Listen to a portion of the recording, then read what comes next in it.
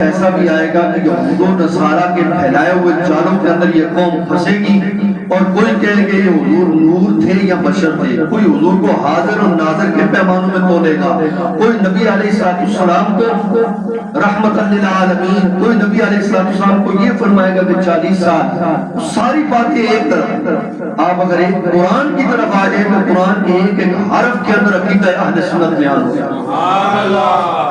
وبشر کہتے ہیں خوشخبری دینے والے، اور یہاں فقہاء اور محدثین اور کنز الایمان حضرت امام احمد رضا خان فاضل بریلوی رحمۃ اللہ تعالی علیہ فرماتے ہیں کہ حضور کے وسیلے کے بغیر اس آیت کا بھی ترجمہ تمہیں سمجھ نہیں آئے گا۔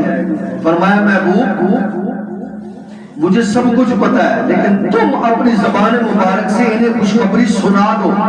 وبشر الذین، کیا خوشخبری؟ جو ایمان لائے اور اچھے کام کیے، آمنوا وعملوا الصالحات، نیک اعمال کیے، پھر ان کے لیے کیا ہے؟ باغات ہیں، جنت کے باغات ہیں جن کے نیچے نہریں ہوں گی۔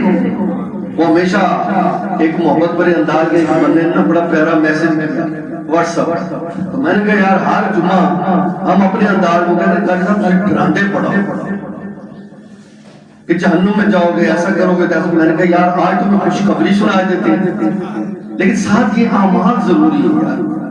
کوئی بھی بندہ جہاں مرضی چلا جائے، یہ مختصر زندگیاں ہیں، اس کے اندر پیغام ایک ہی ہے، حضور کے ہو جاؤ، پھر دنیا کی کوئی طاقت تمہیں کسی میدان میں شکست نہیں دے سکتی۔ حضور کے ہو جاؤ، شرط یہ ہے وَبَشِّرِ الَّذِينَ آمَنُوا وَعَمِلُوا الصَّالِحَاتِ أَنَّ لَهُمْ جَنَّاتٍ تَجْرِي مِن تَحْتِهَا الْأَنْهَارُ۔ اے محبوب آپ انہیں خوشخبری سنا دیں، کنہیں؟ جو ایمان لائے اور اچھے کام کیے، ایک کام، پھر فرمایا ان کے لیے باغات ہیں جنت کے اندر جن کے نیچے نہریں ہوں گی، رواں ہوں گی، اور باغات میں انہیں پھل دیے جائیں گے۔ کلما رزقوا منها من ثمرۃ رزقا قالوا هذا الذی، پوری آیات بینات۔ اور کیا پیغام دیا جا رہا ہے کہ باغوں میں جب انہیں پھل دیا جائے گا تو وہ پھل کی صورت دے کر کہیں گے یہ تو وہی رزق ہے جو ہمیں پہلے دیا گیا ہے، یہ دنیا میں اس کی صورت کے ساتھ ملتا جلتا۔ وَأَتُوبُوا بِهِ مُتَشَابِهًا، آیات بینات متشابہہ مشابہت کرتے ہوئے پھل دیا جائے گا، پھر ان کے اندر صاف ستھری بیویاں ہوں گی، یعنی حوریں ہوں گی۔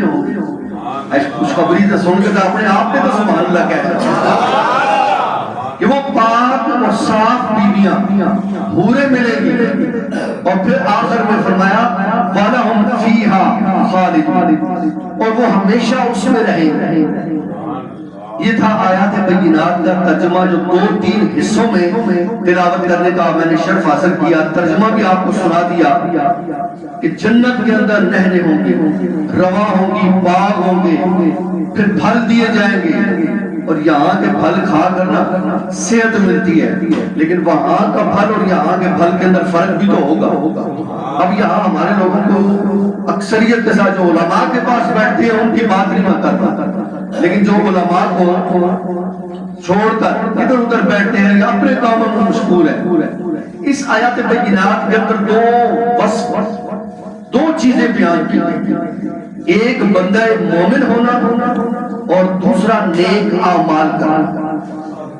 ایک بندے کا مومن ہونا اور دوسرا نیک اعمال کرنا۔ مومن کی تعریف کیا ہے؟ جس نے حضور کو دل سے مان لیا، سمجھو وہ مومنوں کے اندر شامل ہے، اور جس نے نیک اعمال کر لیے اس کے لیے پیغام صرف یہی ہے کہ نیک اعمال کرنے سے تیری روح بھی سکون پائے گی اور تیرا وجود بھی سکون پائے گا۔ اب یہاں ہمیں یہ بھی تو پتہ ہونا چاہیے جنت کا ذکر ہے، جنت کے 8 طبقات ہیں، 8 درجے۔ ویسے تو کہتے ہیں نا کہ جتنی قرآن کی آیات ہیں اتنے قرآن پاک کا جو قاری کو کہا جائے گا تم پڑھتے چلے جاؤ اور ایک ایک درجہ کراس کرتے چلے جاؤ، جس کو جتنا قرآن یاد ہوگا اتنی جنت کے اعلیٰ درجے پر فائد ہوگا۔ لیکن قرآن کے اندر ہی فقہاء اور محدثین نے، مفکرین نے یہ چیزیں بیان کی ہیں کہ 8 درجے، کتنے جی؟ 8 اب جنت کے کسی درجے کے اندر بھی ہم جائیں تو جانا تو ہے پہلا درجہ قرآن کے اندر جنت الفردوس. ہم دعا مانگتے ہیں یا اللہ یہ ہمارا پیارا والدین میں سے یا کوئی بھی رشتہ دار عزیز و اقارب چلا جائے, یا اللہ اسے جنت الفردوس میں اعلیٰ مقام عطا فرما. یہ دعا مانگتے ہیں. یہ جنت الفردوس کا جنت کا ایک طبقہ ہے. پھر دوسرا جنت عدن, پھر تیسرا جنت ماوا, جنت دار الخلد, دار الاسلام, دار المقامہ, اور پھر جنت علیین, اور پھر جنت نعیم جس کا سب کا قرآن کے اندر ذکر موجود ہے. یہ 8 درجات ہیں اور فرمایا سب سے بلند و بالا علیین اور جنت الفردوس. اب ہر بندے کا وہاں یاد ہے کہ نا کہ یہاں 4 بندوں کے پاس اللہ پاک انہیں پیسہ دے دے. ہر بندے کی کوشش ہوتی ہے کہ یار میں اچھا مکان خریدوں, اچھے مقام پر اپنے بچوں کو لے کر جاؤں, اچھی جگہ پر رہوں. حالانکہ یار یہ دنیا ہے ہی فانی, ختم ہونے والی. اب ختم ہونے والی چیز کے لیے اتنی محنت سمجھ سے باہر, لیکن وہاں اس دور کے اندر شامل ہونے کے لیے تقویٰ ضروری ہے, سچ ضروری ہے, سچوں کا ساتھ ضروری ہے. اس لیے تو قرآن پاک کی وہ آیات بینات, یا ایھا الذین آمنوا توبوا الی اللہ توبۃ نصوحا, اے ایمان والو سچی توبہ کرو, ایسی توبہ جو تمہارے لیے اور تمہیں دیکھنے والوں کے لیے نصیحت بن جائے. اب توبہ کے کئی ایسے معاملات ہیں کہ لوگوں کو پتہ نہیں, پتہ کہتا ہے کہ میری مجھ سے غلطی ہو گئی, یا اللہ مجھے معاف کرنا. نہیں, اگر کسی کا دل دکھایا تو جا کر اس سے پہلے معافی مانگو. کسی کے ساتھ زیادتی کی ہے, کسی کی چیز پر قبضہ کیا ہے, اسے جا کر اسے واپس کرو. پھر جا کر رب العالمین کی پاک بارگاہ میں استغاثہ پیش کرو کہ یا اللہ میرے مالک مجھے معاف فرما.